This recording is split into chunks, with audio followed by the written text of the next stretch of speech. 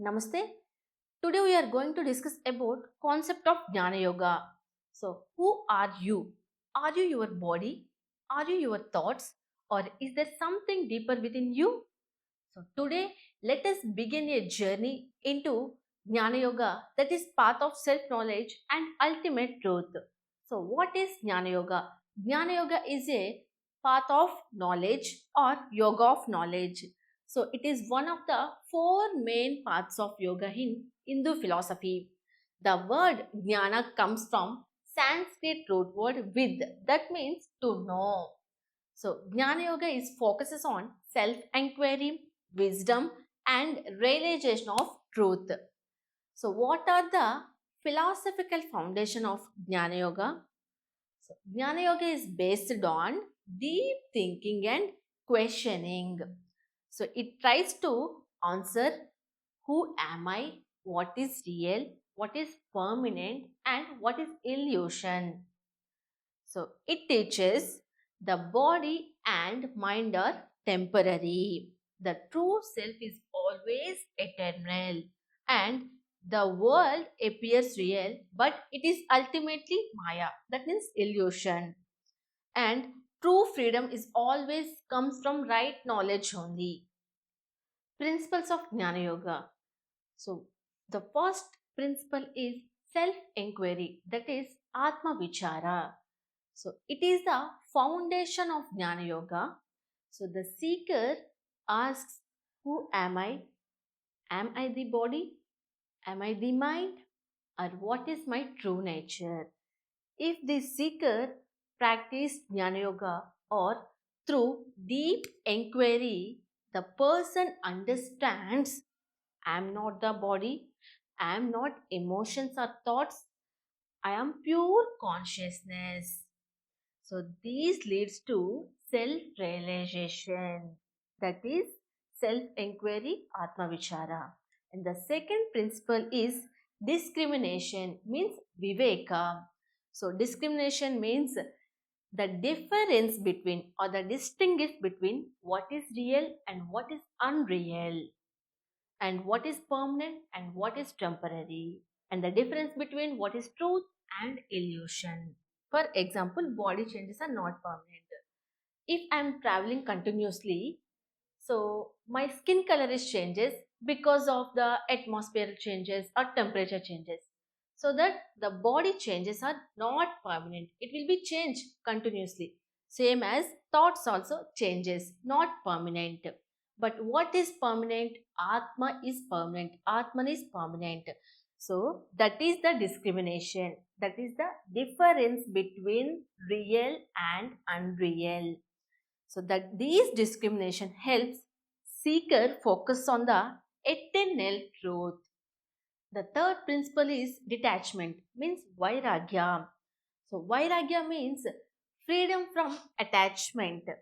It does not mean leaving the world physically. It means not being emotionally attached to pleasures and not being disturbed by success or failure and reducing desires. So, the practice of Vairagya gives mental clarity and peace. And the fourth one is six virtues or Sat Sampath. So, these Sat Sampath are the tools for mental balance and stability. The first one is Shama, means calmness of mind. So, control over the thoughts. When you control your thoughts, then automatically our mind will be calm, right? So, that is Shama. The second one is Dama, control of senses, not allowing senses to control you. In Shakshampanti, the third one is Upatti, that means withdrawal. So, turning away from unnecessary worldly distractions. And the fourth one is Titiksha, means endurance. So, acceptance of life changes with equanimity. And the fifth one, Shraddha, means faith. So, trust in teachings of the scriptures and the guidance of the Guru. Sixth one is Samadhana, means concentration, steadfast focus on the ultimate goal. So these all are six virtues or Shat Sampad. And the fifth principle is Mumukshutva. That means intense desire for liberation. So it is the deep longing desire for to be free from ignorance, suffering, and cycle of death and birth.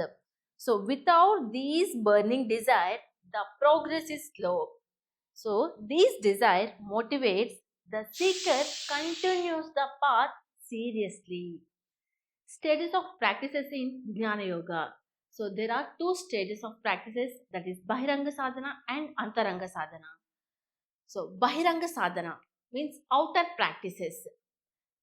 These Bahiranga Sadhana prepares the mind, that are Viveka, Vairagya, Shatshampad, Mumukshatva. Viveka means discrimination, identifying the ultimate truth or discrimination between real and unreal.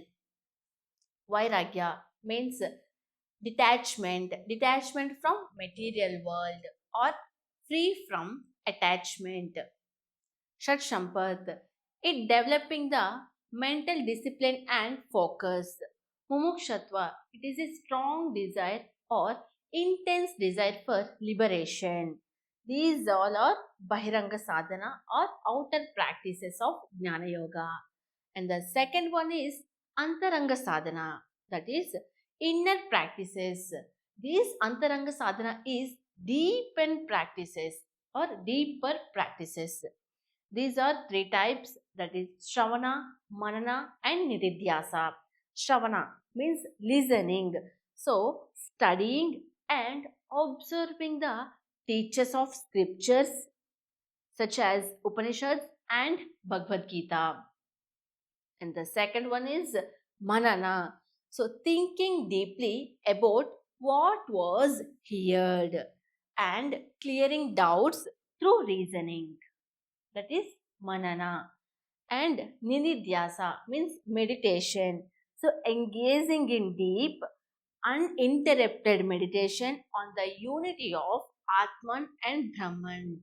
Other than Antaranga Sadhana and Bahiranga Sadhana, there are some key practices of Jnana Yoga, that is, study of scriptures, manana, meditation, and Guru guidance. So, Guru guidance is important role in removing doubts. So, these are key practice of Jnana Yoga. And what are the goal of Jnana Yoga?